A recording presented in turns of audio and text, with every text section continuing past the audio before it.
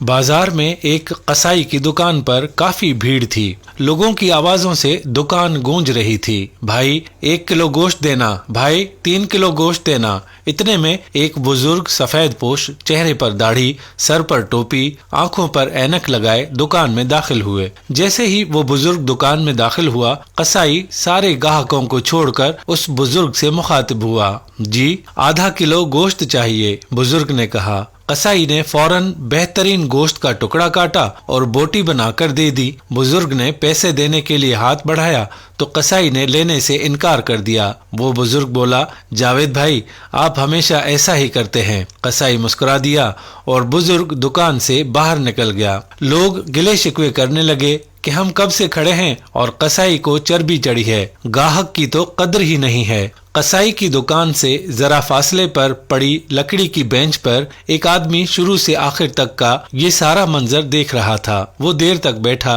دکان کے خالی ہونے کا انتظار کر رہا تھا۔ گاہک نپٹا کر جیسے ہی قصائی فارغ ہوا تو وہ آدمی اٹھ کر قصائی کے پاس آیا اور کہا، 2 کلو گوشت چاہیے۔ پھر اس نے پوچھا، ابھی جو بزرگ آپ کی دکان سے گوشت لے کر گئے، آپ کا کوئی قریبی رشتہ دار لگتا ہے؟ سارے گاہک چھوڑ کر آپ نے سب سے پہلے اس کو گوشت دیا۔ قصائی مسکرایا اور بولا، جی نہیں۔ وہ تعجب میں پڑ گیا اور پوچھا، تو پھر؟ قصائی بولا، وہ ہماری مسجد کے امام صاحب ہیں۔ جو شخص ہماری آخرت بنانے کی فکر میں رہتا ہے اور جس نے ہماری نمازوں کی ذمہ داری لے رکھی ہے اور ہمارے بچوں کو قرآن اور حدیث کا درس دیتا ہے، کیا دنیا میں اس کے ساتھ اچھا معاملہ نہ کروں؟ اس نے کہا، اوہ اچھا، مگر تم نے ان سے پیسے کیوں نہیں لیے؟ قصائی پھر مسکرایا اور بولا، کیا تمہیں نہیں پتا مسجدوں کے اماموں کو کیا دیا جاتا ہے؟ اتنے کا تو نقاش بھائی لوگ مہینے میں سگریٹ پی جاتے ہیں۔ وہ سوچنے لگا، واقعی بات میں تو دم ہے۔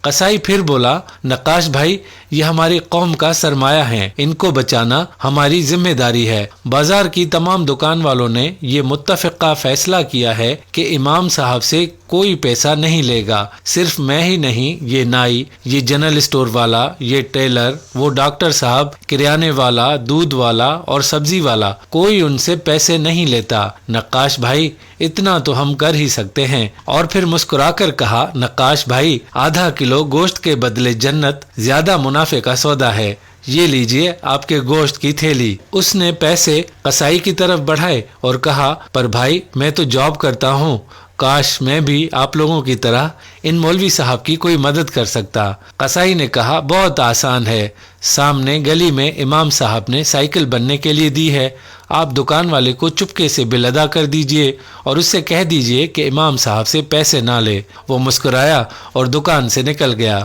مولوی صاحب کی سائیکل کا بل ادا کر کے گھر چلے گئے اور گھر جا کر بیوی سے کہا کہ میں نے آج نیکی کمانے کا طریقہ قصائی سے سیکھا، وہ دنیا کے ذریعے بڑی خوبصورتی سے آخرت کما رہا ہے۔ اللہ تعالی ہمیں بھی اپنے پیش اماموں کی عزت اور تکریم کرنے اور ان کی مدد کرنے کی توفیق عطا فرمائے۔ یہ ہمارا سرمایہ ہے، ان کی عزت اور احترام میں کوئی کمی نہیں رہنی چاہیے۔ اب آنے والی ویڈیو تک ہمیں اجازت دے دیجیے۔ اللہ حافظ۔